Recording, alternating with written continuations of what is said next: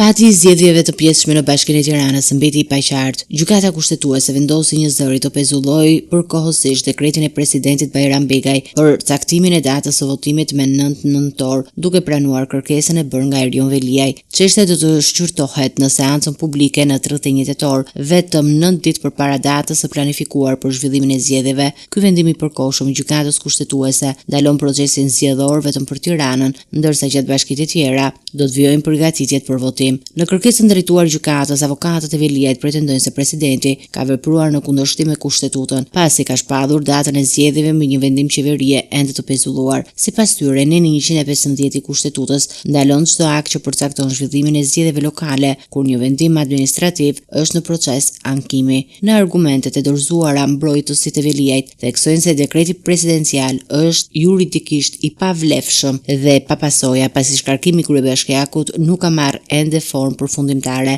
Ata e akuzojnë kreun e shtetit se ka t'i kaluar kompetencat duke marrë rolin e një autoriteti që përcakton vetë se cilës gjykati përket çështja. Nga ana tjetër, presidenca ka argumentuar më herët se ankimimin duhej bërë pranë gjykatës administrative dhe se dekretimi I datës për zgjedhje është akt I detyrueshëm I kushtetutës. Seanca plenare 31 tetorit pritet të përcaktojë nëse zgjedhjet në Tiranë do të mbahen apo do të shtyhen në një moment tjetër, duke e kthyer kështu këtë betejë ligjore në një nga më të ndjekurat e muajve të fundit.